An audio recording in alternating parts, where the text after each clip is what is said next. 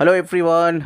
चलिए आज twin flame किस तरह से वो इस कनेक्शन को एक सोल कनेक्शन में बिल्ड करते हैं, क्यों इतना एक स्ट्रॉन्ग बॉन्ड होता है दो सोल के बीच में।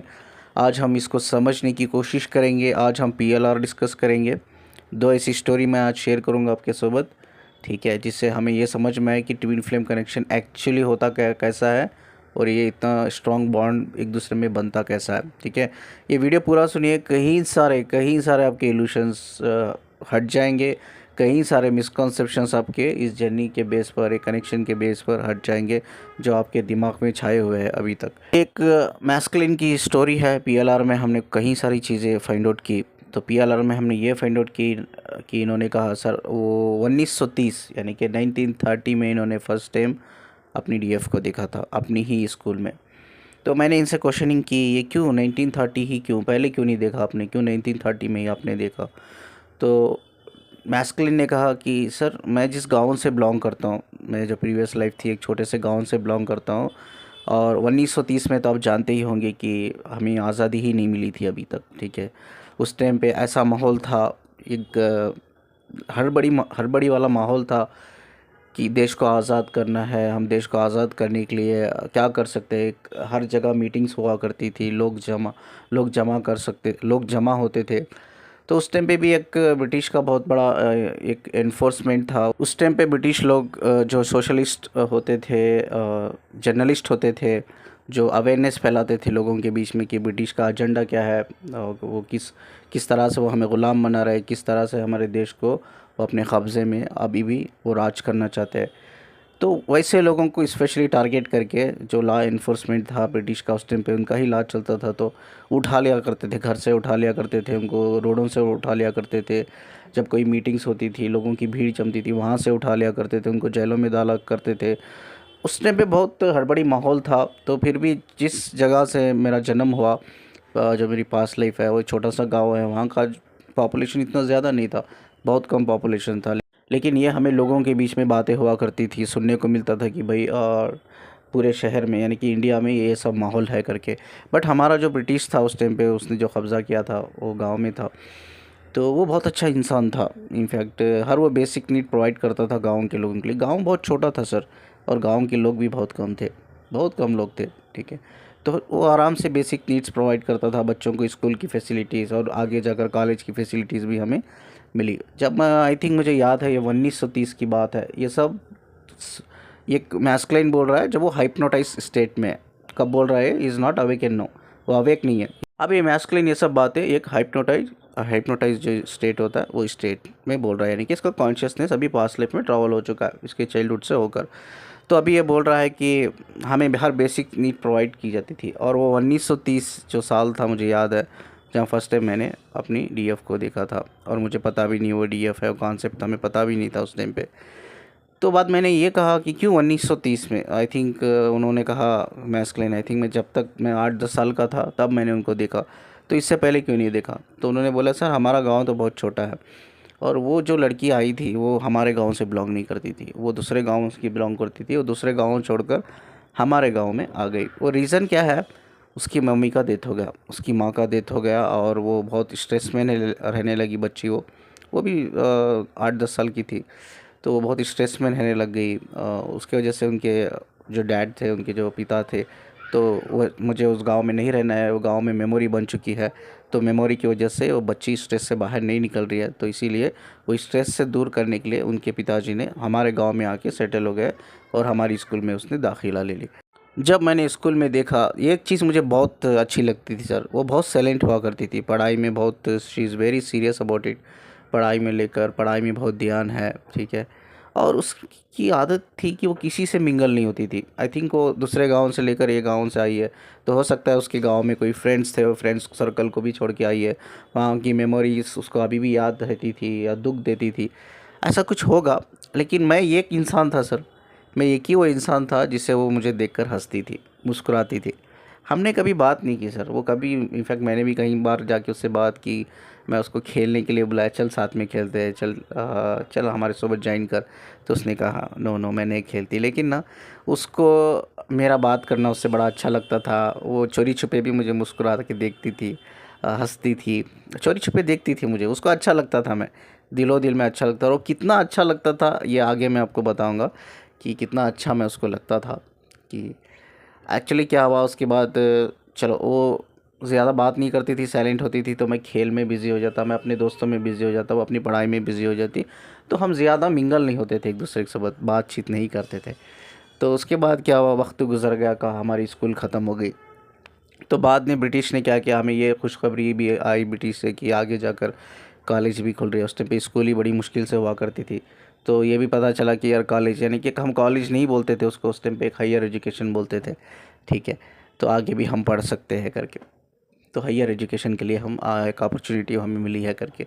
तो मैंने जब हायर एजुकेशन में मैंने पहली बार गया, छोटा सा गाँव था, एक स्कूल थी और कॉलेज भी एक ही थी, यानी कि हायर एजुकेशन भी एक ही था हमारे लिए, एक ही जगह पे हायर एजुकेशन होता था। जब फर्स्ट टाइम मैंने एंटर की कॉलेज पे, तो आई थिंक जब मैं उधर, मेरे भी दोस्त थे क्योंकि हम सब एक ही स्कूल से बिलोंग करते थे, तो ऑलरेडी हमारे दोस्त थे, वहीं लोग थे जो स्कूल में थे बच्चे, वहीं लोग उधर कॉलेज पे भी पढ़ने आते थे हायर एजुकेशन के लिए। तो हम ऑलरेडी एक दूसरे से जानते थे, कनेक्ट करते थे। एक बार मैं अपने दोस्तों के साथ खड़ा हुआ था, तो इसको देखा, ठीक है। इसको मैंने आई थिंक एक ही स्कूल में पढ़ने के बावजूद भी मैं कभी इसको मिला नहीं, क्योंकि मैंने कोशिश की थी स्कूल में बात करने की, और ये बहुत साइलेंट होती थी, मुझे लगा कि छोड़ दो, ठीक है, बहुत साइलेंट रहती है, शायद इसको मेरी कंपनी पसंद नहीं होगी, इसलिए मैंने छोड़ दिया था। लेकिन वही मुस्कुराहट, ठीक है, जब उसको फर्स्ट टाइम मैंने देखा, उसने मुझे देखा, वही मुस्कुराहट, मैं तो उसकी शक्ल भी भूल गया था सर, लेकिन जो मुस्कुराहट उसने मुझे दी, देखकर जो हंसा ना उसने, तो वो देखकर मैं समझ में आ गया कि भाई ये वही लड़की है जो मुझे स्कूल में मिली थी। वो स्कूल में देखकर मुझे मुस्कुराती थी, हंसती थी। तो मैंने जाके उसको उसको जाके मैंने बात की, तो बाद उसने बोला हाँ मैं वही हूँ। तो उसके बाद उसके अंदर मैं बहुत बदलाव देखा सर। उसके अंदर वो स्ट्रेस नहीं था, वो स्टेबल हो गई थी इमोशनली। बाद हमारी दोस्ती होने लगी, हम दोस्त बने, हम एक दूसरे के साथ टाइम स्पेंड करने लगे। तो जब मैं बात करने लगा, मैं उसको एक क्वेश्चन पूछा कि जब स्कूल में थे हम लोग, मैं तुझे कई बार बुलाता था खेलने के लिए, तू नहीं आती थी, तू अकेली रहती थी। तो इसका मतलब मैंने सोचा कि शायद तुझे मेरे साथ खेलना अच्छा नहीं लगता, मैं अच्छा नहीं लगता तेरे को। तो उसने कहा ऐसा कोई नहीं, ऐसी कोई बात नहीं है, तुझे हंसते हुए देख कर ना मैं खुश हो जाती थी, ठीक है। मैंने अपनी मम्मी को गंवाया है, मेरे अपनी माँ को बहुत कम एज में गवा, वो पेनफुल मेमोरी थी मेरे अंदर। तो पेनफुल मेमोरी की वजह से मैं मतलब खेल नहीं पाती थी, मेरा मन नहीं करता था। लेकिन जो जब मैं तुझे किसी और बच्चों के साथ खेलते हुए देखती ना, तो मुझे लगता था कि मैंने खेल लिया। मैं इतनी खुश होती, तुझे देख देख कर ही मैं खुश होती थी, मैं अपने आप को हील करती थी, मैं ग्रो करती थी। और कहीं बार जब जब मैं जाती थी स्कूल, तो ना ना भी होता ना, मुझे तू दिखता था उधर, कि ऐसा लगता था कि वहाँ कोई दूसरे बच्चे खेल रहे हैं और दूसरे बच्चों में तू भी खेल रहा है। तो मुझे एक्चुअली तो होता नहीं था उधर, लेकिन मुझे दिखता था कि तू खेल रहा है उधर। और मैं जब घर पे भी होती थी, तुझे याद करके मैं हंसती थी, मुस्कुराती थी। ये सारी चीज़ें मुझे बहुत हील की कर चुकी है। तो आज मैं मेंटली स्टेबल हूँ, मैं इमोशनली स्टेबल हूँ। तो मैं ये सिर्फ तेरी ही वजह से हूँ, उसने ये मुझसे कहा। तो मैं तो कॉलेज में एक लीडर था, वो तो मुझसे कहीं और लड़कियां भी मुझसे बहुत ज़्यादा कनेक्टेड थी, पूरे कॉलेज के स्टूडेंट कनेक्टेड थे, क्योंकि मैं कॉलेज का एक लीडर था। बात बढ़ते बढ़ते बढ़ते बढ़ते हम दोनों के बीच में, तो हम दोनों एक दूसरे को लाइक करने लग गए, ठीक है। उसकी माँ नहीं थी, उसके सिर्फ एक अब्बा थे, यानी कि उनके एक फादर थे। तो वो फादर ही टेक केयर करते थे, उसका माँ नहीं थी। अब मैं एक ही लड़का था फैमिली में, मेरे माता पिता दोनों थे। तो वो मेरी मम्मी से बहुत ज़्यादा कनेक्टेड थी, क्योंकि उसकी मम्मी दुनिया में नहीं थी। तो उसने मेरी मम्मी को बताया था कि वो मुझसे प्यार करती है। तो एक बार क्या हो गया कि मैं कुछ लड़कियों से बात कर रहा था, तो पता नहीं इसको कितना जेलस फील हुआ, तो उसको गुस्सा आया, एंड उसने डायरेक्टली मेरे डैड को बता दिया कि वो ये पढ़ता वढ़ता तो कुछ नहीं है कॉलेज में, सिर्फ लड़कियों से गपशप करता रहता है। तो मेरे डैड को इतना गुस्सा आया, मेरे पिताजी को इतना गुस्सा आया अ, कि उन्होंने मुझे बहुत डांट दिया उस दिन, बहुत डांट दिया। तो मुझे बहुत गुस्सा आने के बाद, डांटने के बाद मुझे बहुत बुरा लगा। मैंने जाके मेरी मदर से कहा कि किसने कहा ये सब चीज़ें कि मैं लड़कियों से बात करता हूँ। तो इतनी इसके मुझे समझ में आ गया कि यही लड़की है, ये इसने ही कहा है, ठीक है। तो मुझे समझ में आ गया कि यही लड़की है। तो मैंने मेरी मदर से कहा कि ये मुझे पता है यही है ना जो डैड को बोला आकर मेरे बारे में मतलब वो जो भी चीज़ें कॉलेज में होती है, वो सारी चीज़ें इसने आके बोला है। तो इसीलिए डैड मेरे ऊपर गुस्सा है, इसकी वजह से मुझे डांट पड़ी। तो मेरी अम्मी ने उस टाइम पे कहा, आई थिंक मेरी मदर ने उस टाइम पे कहा कि ये सब एक मैस्कुलाइन बोल रहा है, हाइप्नोटाइज में, कि मेरे मदर ने ये कहा कि पागल है क्या तू, क्यों तू उसके ऊपर गुस्सा कर रहा है, वो जब भी तू किसी और लड़कियों से बात करता है वो इनसिक्योर फील करती है, जेलस फील करती है कि वो तुझसे प्यार करती है। मेरी जो मम्मी थी, तो मेरी जो मदर थी, उन्होंने कहा कि वो तुझसे प्यार करती है इसीलिए वो इनसिक्योर फील करती है तुझसे, यानी कि दूसरी लड़कियों की सोबत वो इनसिक्योर फील करती है। तुझे इतना पता नहीं चला क्या इस चीज़ को लेकर? तो मैस्कुलिन ने कहा कि सर, वो हमेशा साइन लैंग्वेज देती थी। जब मुझे पता चला वो मुझे प्यार करती है, प्रेम करती है, तो मैंने उससे पूछा कि क्या तुम मुझसे प्रेम करती है, प्यार करती है? तो उसने भी जवाब नहीं दिया, हाँ करके भी नहीं बोला, बस उसने स्माइल किया, मुस्कुराया। तो मुझे समझ में आ गया कि उसका जो साइन सिग्नल पहले से भी, वो बचपन से भी वैसी है कि वो साइन सिग्नल्स देती है स्माइल करके, तो समझ जाना चाहिए। तो उस टाइम पे भी उसने मुस्कुराया, स्माइल की, तो मैं समझ गया कि वो मुझसे प्यार करती है करके। उसके बाद हम दोनों के बीच में एक रिलेशन था, लेकिन रिलेशन में हमने कभी कुछ गलत नहीं किया, ठीक है। सिर्फ कभी कभी बहुत मौका कम मिलता था हमें अकेला टाइम स्पेंड करने का, बहुत कम मिलता था। जब अकेला टाइम स्पेंड करते थे हम दोनों साथ में, तो हमेशा एक चीज़ का उसको डर लगा रहता था। वो हमेशा मुझसे शेयर करती थी, वो बोलती थी कि मेरे जो डैडी है, मेरे जो पिताजी है, वो शहर गए हैं, वो शहर में कुछ बिज़नेस करते हैं, तो कहीं वो लड़का फिक्स करके ना आ जाए मेरे लिए, तो इससे पहले चल तू बात कर, चल तू बात कर करके। मैं उसको बोलता था यार कैसा बात करूँ, मैं भी तो स्टूडेंट हूँ, मैं भी तो तेरे साथ पढ़ता हूँ, तो मैं कैसा बात कर सकता हूँ। वो बोलती थी कोई बात नहीं, तू चल उनसे बात करना एक बार, तो मैं तुझे सपोर्ट करूँगी, क्योंकि मैं तेरे बगैर नहीं जी सकती। अगर मुझे शादी करना है तुझसे ही करना है, अगर हमारे बच्चे होंगे ना, हम दोनों के बच्चे होंगे, मुझे किसी से और से शादी नहीं करना है। उसका एक बहुत डीप डाउन एक डिज़ायर था कि मुझे शादी करना है तो सिर्फ तुझसे ही करना है और किसी से नहीं करना है। तुझे पता नहीं, मैं जब से तुझे देखा है बचपन से मैं हील करते आ रही हूँ, उसी दिन से मैं तुझे अपना हस्बैंड ही मानती हूँ, ठीक है। शादी करेंगी तो इससे ही मैं करूँगी। तो ये डिसाइड मैंने कर लिया है, तू चल डैडी से, मेरे पिताजी से तू बात करना करके। और उनके डैडी इतने गुस्से वाले थे, ए मैस्कुलिन बोल रहा है, अभी भी वो हाइप्नोटाइज स्टेट में है, और इसने पास्ट लाइफ, इसका कॉन्शियसनेस है वो ट्रैवल हो गया है पास्ट लाइफ में। तो अभी मैस्कुलिन बोल रहा है सर, उसके जो पिताजी थे बहुत गुस्से वाले थे, और फिर भी मैंने हिम्मत की, मैंने जाके उनसे बात की, तो उन्होंने गुस्सा भी किया मेरे ऊपर। तो उस टाइम पे उसने मुझे बहुत सपोर्ट किया, अपने डैड के सामने खड़ के, अपने पिताजी के सामने खड़ के उसने मुझे सपोर्ट किया। उसने उसने बोला कि वो बहुत प्यार करती है मुझसे, और मैंने भी बोला प्यार करती है। तब हमारे पेरेंट्स को पता चली ये बात, तो पेरेंट्स तक बात हुई, तो पेरेंट्स ने बात किया, तो फाइनली ये फिक्स हो गया जब हमारी कॉलेज ख़त्म होगी तो हमारी रिश्ता कर दिया जाएगा, हमारी शादी कर दी जाएगी। तो हम इतने खुश थे इस चीज़ को लेकर, इतने खुश थे कि इतना टाइम स्पेंड करते थे हम एक दूसरे के साथ। तो अचानक से एक बड़ा ही चेंजेस आ गया हमारी लाइफ में। जिस कॉलेज में मैं पढ़ता था वो ब्रिटिश की कॉलेज थी, तो उसमें कुछ उग्रवादी थे। तो उग्रवादी आया जाया करते थे, मुझे तो पता भी नहीं था कि वो उग्रवादी है करके। मैं तो कॉलेज का एक लीडर था, तो मैं कॉलेज को, पूरे स्टूडेंट्स को संभालता था, कॉलेज को मैं संभालता था। I will take care of it, सब चीज़ों को मैं टेक केयर करता था। एक बार मुझे ऐसा लगा कि कुछ लोग कॉलेज में एंटर हुए हैं, वो मेरी कॉलेज के नहीं है, यानी कि वो ना स्टाफ में है, ना मैनेजमेंट से, ना स्टूडेंट है। तो मैंने उनके हाथों में बड़े बड़े बैग देखे, गन्नी बैग थी। तो उस टाइम पे कुछ अलग बुलाया बुलाया जाता था, लेकिन अभी तो उसको गन्नी बैग बुलाया जाता है।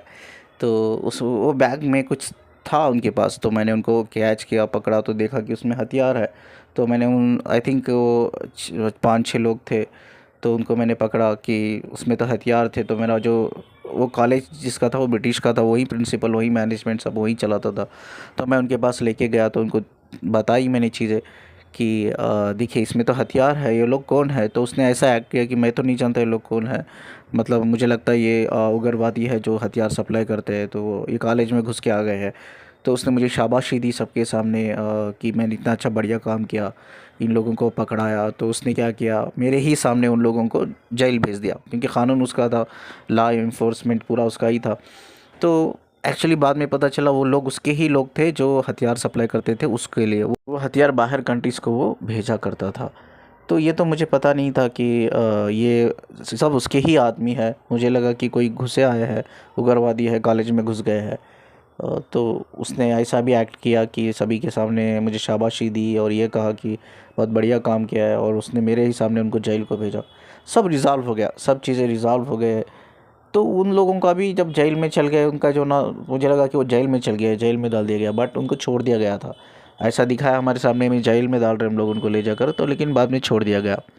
जब उनको छोड़ दिया गया, ये भी मुझे पता नहीं कि उनको छोड़ दिया गया, बाद उनका आना जाना बंद हो गया, ठीक है। तो अचानक से सर मैं मेरे दोस्त थे, 4-5 दोस्त थे हमारे, हम टोटली 5 लोग थे। मेरे मेरे साथ और 3 लड़के थे और ये लड़की थी जिसे हम दोनों प्यार करते थे, जो मेरी एक्चुअली मंगेतर होने वाली थी। तो हम ऐसा ही एक कॉलेज के पास एक छोटी सी जगह थी जहाँ हम बैठा करते थे, टाइम स्पेंड करते थे, जैसा कॉलेज ख़त्म हो या कॉलेज में ब्रेक मिलता है तो तभी। तो अचानक से वही लोग जो लोगों को मैंने पकड़ा था अचानक से मेरे सामने आ गए और उन्होंने फायर कर दी, हमें शूट कर दिया कंटिन्यूसली। तो उस टाइम पे उतने एडवांस गन नहीं हुआ करते थे उनके पास, तो लोकल देसी गन ही हुआ करते थे। बट उन्होंने हम 5 को अचानक से एकदम आतिकमत शूट करना शुरू कर दिया। तो बाद मुझे पता चला कि उससे पहले ही मुझे पता चला था कि ये सब इसका ही बनाया गया हुआ प्लान है, बट मुझे ये पता नहीं था कि ये लोगों ने हमें मारने का ही प्लान बना दिया है। क्योंकि उन्होंने इसलिए मुझे मारा क्योंकि मेरा उधर रहते हुए वो आ नहीं सकते थे, वो कॉलेज में आ नहीं सकते थे, हथियार सप्लाई नहीं कर सकते थे। मेरे रहते हुए तो बिल्कुल नहीं सप्लाई कर सकते थे। अगर मुझे वो जो ब्रिटिश था अगर वो मुझे कॉलेज से निकालता तो पूरे स्टूडेंट को उसको जवाब देना था कि क्यों निकाला। क्योंकि वो हमेशा जब से हम देखते आ रहे हैं उसने एक मखौटा पहन के है, एक अच्छे इंसान होने का मखौटा। लोगों के बीच में बहुत इज़्ज़त है उसके लिए, बहुत लोग इज़्ज़त करते हैं। ये बेसिक नीड्स प्रोवाइड करता है लोगों को, गाँव का अच्छे सा ख्याल रखता है, लोगों का ख्याल रखता है। तो वो रेस्पेक्ट वो खोना नहीं चाहता था, इसीलिए उसने क्या किया, उन लोग उग्रवादी को छोड़ दिया, उसको ये परमिशन दे दिया कि इनको मार दो। इनफैक्ट वो एक्चुअली मारने तो मुझे ही आए थे, मेरे दोस्तों से कुछ प्रॉब्लम नहीं थी उनको, ना वो लड़की से प्रॉब्लम नहीं थी। लेकिन वो लोग मेरे सोबत बैठे हुए थे, मेरे 3 दोस्त मेरे सोबत बैठे थे, वो लड़की भी मेरे सोबत बैठी थी जो मेरी डीएफ है। हम 5 लोग बैठे हुए थे, तो उन्होंने फायर सभी को कर दिया आतिकमत। 4-5 लोगों ने उठाया वो गन, फायर अचानक से कर दिया, ठीक है। तो उस टाइम पे हम सब मतलब उधर ही स्पॉट और उधर ही मर गए, सभी की डेथ उधर ही हो गई थी एट द स्पॉट। तो उस टाइम पे मैंने उसकी आंखों में देखा, जब मेरी सांसें जा रही है, मेरी सांसें जा रही है, ये बहुत ट्रॉमा, ये पेनफुल है। अब ये पेन रिलीज़ हो रहा है डिवाइन मैस्कुलिन का, ये पेन रिलीज हो रहा है। अब इसकी आंखों में आंसू आ रहे हैं इधर। तो मैं उस लड़की की आंखों में देखा, वो मेरी आंखों में देखी। सर मैं आज भी ये इतना पेनफुल है, मैं आपको मैं बता नहीं पा रहा हूँ कि उसकी आंखों में आंसू कैसे गिर रहे हैं, कि मैं बता, बहुत पेनफुल है। मैंने फील किया इस पेन को।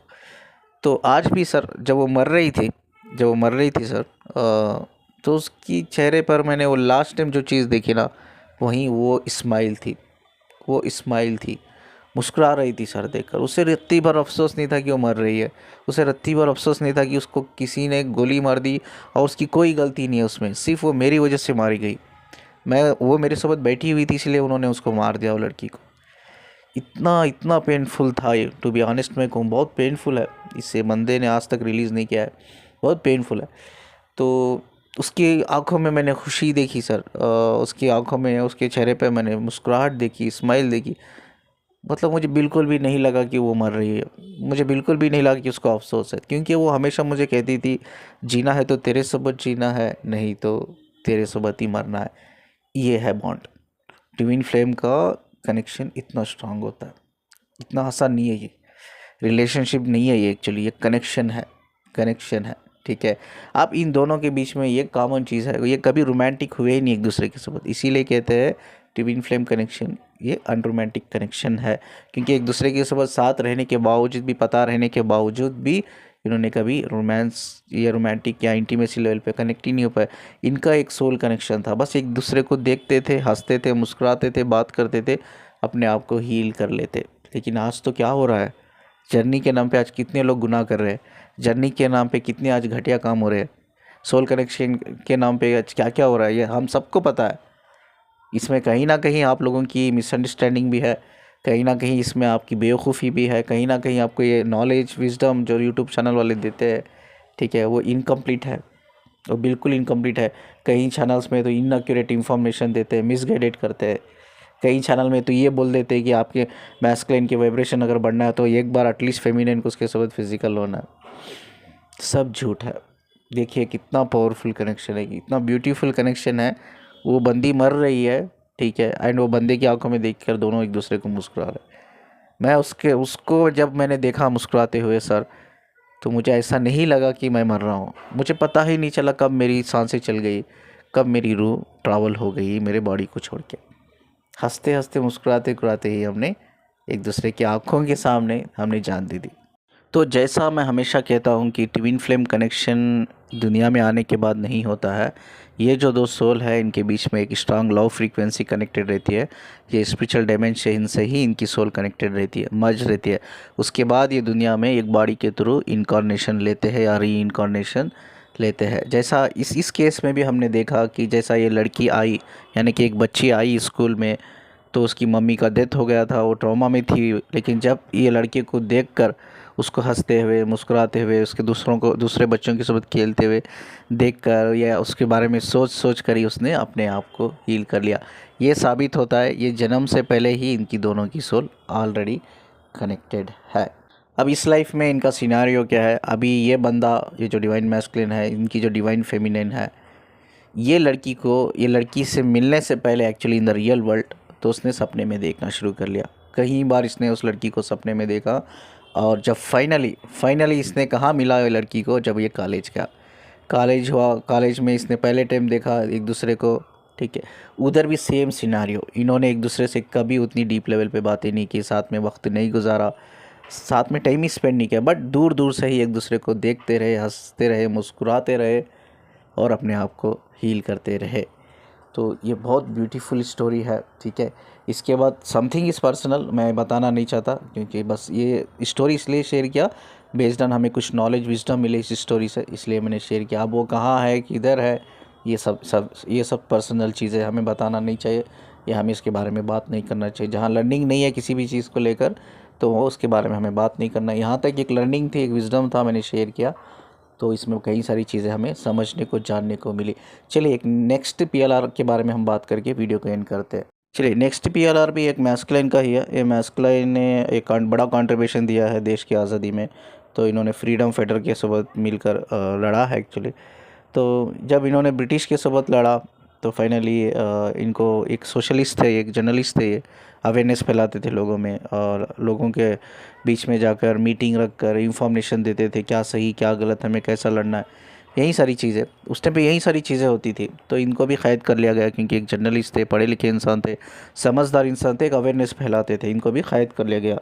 क़ैद करने के बाद तो इनको एकदम फांसी की सज़ा दे दी गई, क्योंकि जब ये जो लॉ इन्फोर्समेंट था ब्रिटिश का ही था, तो उनको ये झूठे इल्ज़ाम देकर कि इन्होंने अगेंस्ट क़ानून जाकर इन्होंने लॉ का जो है, ब्रिटिश लॉ का जो उल्लंघन किया है करके बोल के इनको दोषी मानकर इनको फांसी की सज़ा दे दी गई। तो फांसी की सज़ा देने से पहले इनका एक अच्छे फैमिली बैकग्राउंड से बिलोंग करते हैं। तो इनको एक लड़की चूज़ की थी इनके परिवार ने शादी के लिए, तो उस लड़की के साथ एंगेजमेंट भी हो गई थी। उसके बाद ये कंट्रीब्यूशन में बिज़ी हो गए, देश की आज़ादी के कंट्रीब्यूशन में बिज़ी हो गए, उतना टाइम स्पेंड नहीं किया वो लड़की के साथ, बट इनका कनेक्शन वो लड़की के साथ बड़ा स्ट्रांग रहा। वो लड़की ने भी एक इस की जंग में, फ्रीडम फाइटर्स की जंग में एक बड़ा कंट्रीब्यूशन दिया है। उन्होंने कहा कि वो लड़की जो है, जो मेरी मंगेतर थी, तो उसने मुझे हमेशा मोटिवेट किया है सर। मैं उसे कभी टाइम नहीं दे पाया, कभी मैंने उससे बात नहीं की, मैं हमेशा बिज़ी रहता था। जो फ्रीडम फाइटर होते थे उनके सुबह चलना फिरना, लोगों को अपडेट करना, अवेयर करना चीज़ों को लेकर, इसमें ही मैं बहुत बिज़ी रहता था। तो हमेशा वो बोलती थी कि I am proud of you, मुझे बहुत प्राउड होता है कि आप जैसे इंसान मेरे हस्बैंड बनने वाले हैं, आप जैसे इंसान मेरी लाइफ में आने वाले हैं। वो बहुत अप्रिशिएट करती मुझे, और बहुत वो हील करती मेरे काम से, और बहुत उसको प्राउड फील होता था।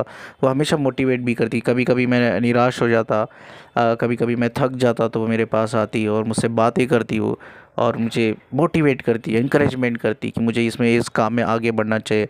अगर इस काम में आपको कामयाबी, यही आपका मकसद है, यही आपका सोल का पर्पज़ है कि आज़ादी ही आपका पर्पज़ है, इसमें आपको आगे बढ़ना चाहिए।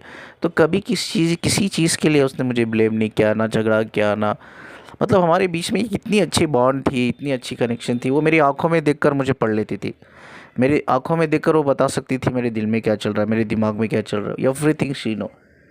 ऐसा है कि मैंने तो उसे कभी शादी नहीं की, मेरा सिर्फ एंगेजमेंट हुआ था, लेकिन मैंने हर रूप में मैंने उसको देखा है।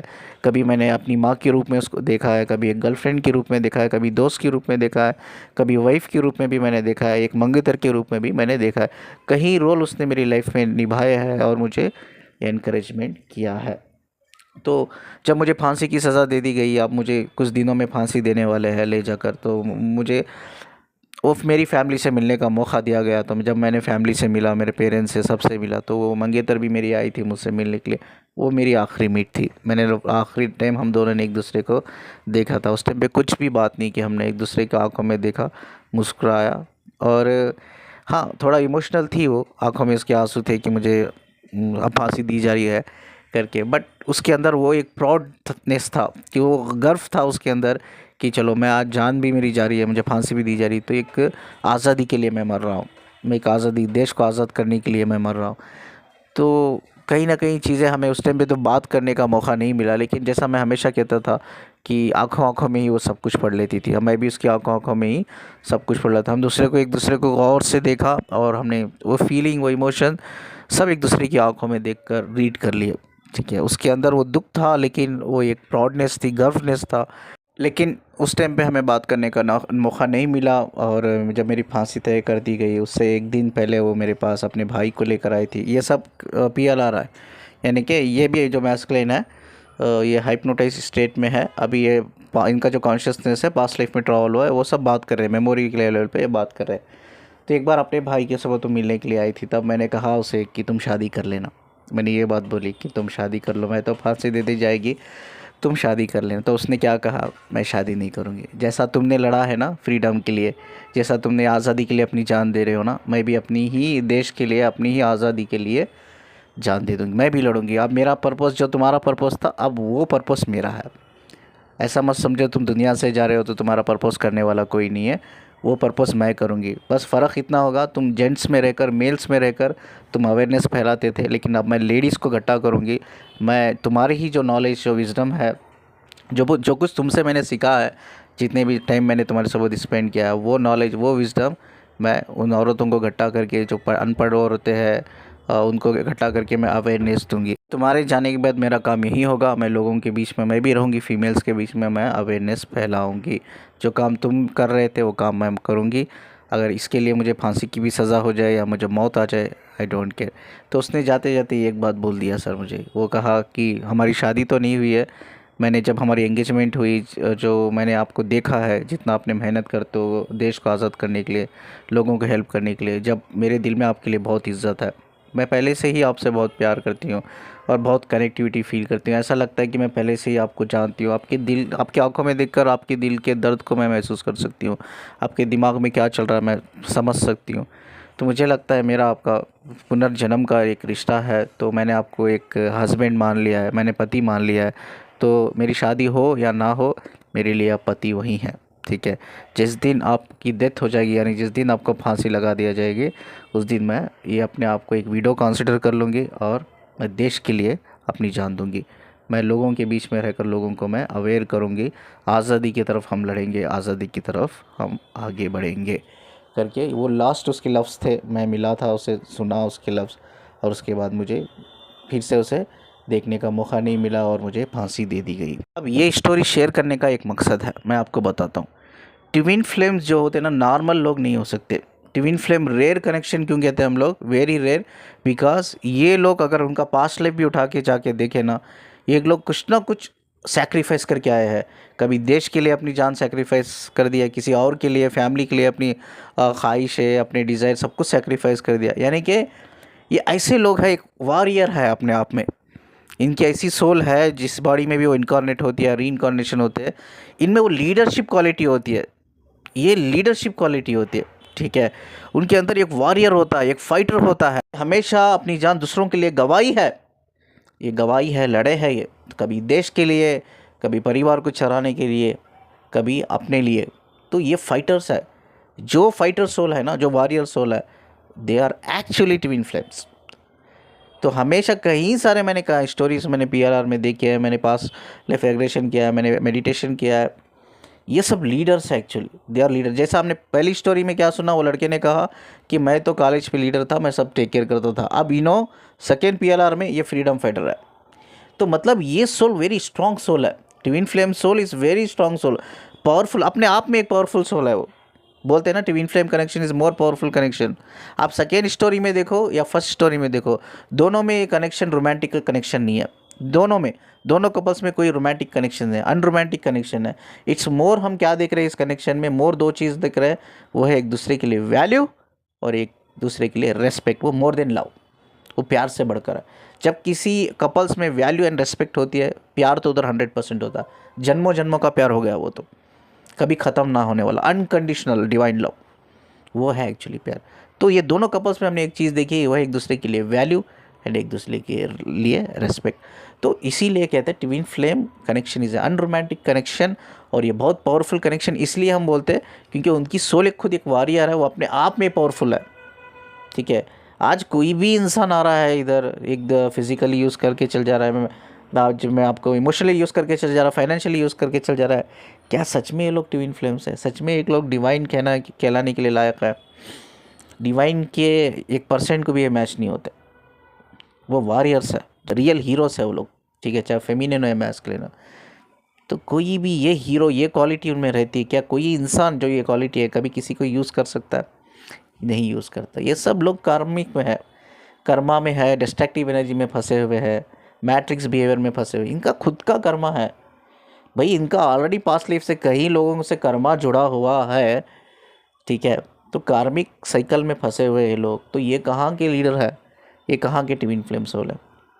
तो इसीलिए मैंने लास्ट वीडियो में कहा था, ऐसे लोगों के लिए इवन क्यों ना आप उनके साथ आपका सोल कनेक्शन ही क्यों ना हो, ऐसे जो कार्मिक में फंसे हुए, मैट्रिक्स बिहेवियर में फंसे हुए, डिस्ट्रक्टिव एनर्जी में फंसे हुए, तो ऐसे लोगों के लिए अपनी लाइफ बर्बाद मत करो यार, आगे बढ़ो। ये फेमिनिन के लिए मेरा एक मैसेज भी है, एक रिक्वेस्ट भी है, आगे बढ़ो। ये बॉडी माइंड के पीछे भागना छोड़ दो, आगे बढ़ो। रियल ट्विन फ्लेम्स कुछ और ही होते हैं, वो है warriors, they are leaders, hero है वो, रियल हीरोज़। ठीक है, इसीलिए मैंने स्टोरी शेयर की, आपको पता चले कि यार एक्चुअली ट्विन फ्लेम होते कैसे हैं और उनका एक स्ट्रॉन्ग बॉन्ड कैसा बनता है। स्ट्रॉन्ग बॉन्ड एक्चुअली वो स्पिरिचुअल डायमेंशन बनता है, वो इधर आते हैं, कभी एक नहीं होते, सेपरेशन में ही रहते हैं, चाहे वो सेपरेशन फिजिकल सेपरेशन हो, इमोशनल सेपरेशन हो, कुछ भी लेवल पे, एक मेंटल सेपरेशन हो, कुछ भी हो, लेकिन ये स्ट्रॉन्ग बनाता है, स्ट्रॉन्ग बनाता है। ठीक है, अब उसमें भी क्या हुआ, जब वो लड़की पहली स्टोरी में देखा दोनों ने साथ में मरा, दोनों ने साथ में मरा। उस लड़की को यही ख्वाहिश थी कि यार जिएंगे तो साथ में जिएंगे, नहीं तो मरेंगे तो साथ में मरेंगे। जब वो एक दूसरे की आंखों में देखे मुस्कुरा रहे थे, उनको पता भी नहीं चला होगा कि वो कैसा, वो दर्द भी पता नहीं चला होगा, गोलियां जो लगी है उनको, बारूद गया है उनकी बॉडी में, वो दर्द भी नहीं पता चला होगा उनको, हंसते हंसते उनकी जान चल गई, because they are actually warriors. अब इधर हंसते हंसते इंसान ने फांसी पे चढ़ गया। अब ये औरत ने हंसते हंसते उसको हस्बैंड एक्सेप्ट कर लिया, और हंसते हंसते खुशी से ये जो काम वो करता था वो काम ये करने लग गई। तो दे आर ए वॉरियर्स, कहीं ना कहीं वो एक दूसरे के लिए ही बने हुए हैं सोल, कहीं ना कहीं वो एक दूसरे के पर्पस से जुड़े हुए हैं, एक दूसरे की पर्पस में वो हेल्प करते हैं, गाइड करते हैं, मोटिवेट करते हैं, इनकरेज करते हैं। वो है, वो है रियल ट्विन फ्लेम कनेक्शन। इसीलिए मैं कहता हूँ सोल कनेक्शन हमेशा दो टाइप के होते हैं, एक अनकंडीशनल लव के बेस पे होता है, वो twin flames. Twin flames actually इनकी जो सोल इट्सेल्फ एक पावरफुल सोल है, वॉरियर्स है, लीडर्स है, वो रियल हीरोज़ है। ठीक है, ठीक है, ये अब एक कनेक्शन होता है, वो है कार्मिक कनेक्शन। सोल कनेक्शन दो टाइप के होते हैं, एक ट्विन फ्लेम कनेक्शन जो अनकंडीशनल लव के बेस पर होता है। ठीक है, जो एक्चुअली वो वॉरियर्स होते हैं, उनकी सोल लीडर होते हैं, हीरोज़ होते हैं। और दूसरा होता है एक कर्मा से जुड़े हुआ रहता है सोल कनेक्शन, और एक सोल कनेक्शन होता है जो कर्मा से जुड़ा हुआ होता है। और वो कर्मा कहीं ऐसा ज़रूरी नहीं कि वो ट्विन फ्लेम से ही हो, डीएफ से हो, कहीं सारे लोगों से जुड़ा हुआ रहता है। हो सकता है वो प्रेजेंट लाइफ का भी है, हो सकता है वो पास्ट लाइफ का भी है। जो लोगों का कर्मा जुड़ा रहता है वो लोग एक साइन होता है, वो डिस्ट्रक्टिव एनर्जीज में रहते हैं, वो मैट्रिक्स बिहेवियर में फंसे हुए रहते हैं, वो कभी अवेकन नहीं होंगे। आपको फेमिनाइंस हो या मैस्कुलाइंस हो, ये चीज़ को जल्दी समझ कर आपको खुद अपने ऊपर काम करके आपके एनलाइटमेंट पे आपको फोकस करना चाहिए। पहली स्टोरी में देखा कि उनकी बातचीत हो गई थी शादी के लिए, दूसरी स्टोरी में देखा कि इनकी एंगेजमेंट हो गई, बट शादी हो नहीं पाई दोनों स्टोरी में। तो ट्विन फ्लेम दुनिया में या अर्थ पे क्यों आते हैं? बिकॉज एक वाइब्रेशंस क्रिएट करने के लिए। ये दोनों सोल्स में, ट्विन फ्लेम्स के, एक लीडरशिप क्वालिटी देखा गया है। तो दुनिया में आए वो बड़ा कंट्रीब्यूशन दिया, देश के लिए कंट्रीब्यूशन दिया, सोसाइटी के लिए कंट्रीब्यूशन दिया, एक बड़ा कंट्रीब्यूशन दिया, एक पॉजिटिव वाइब्रेशंस उन्होंने क्रिएट किए लोगों के बीच में, अर्थ में एक पॉजिटिव वाइब्रेशंस क्रिएट की, लोगों को अवेयरनेस किया चीज़ों को लेकर। तो ये साफ साफ नज़र आता है ट्विन फ्लेम दुनिया में साथ में जीने के लिए नहीं आते, वो ऑलरेडी कनेक्टेड रहते हैं दुनिया में आने से पहले ही। बट उनका जो इस आने का जो मकसद होता है कि वाइब्रेशंस क्रिएट करो अर्थ के लिए और अपने लिए, सोसाइटी को हेल्प करो, ठीक है, देश को हेल्प करो।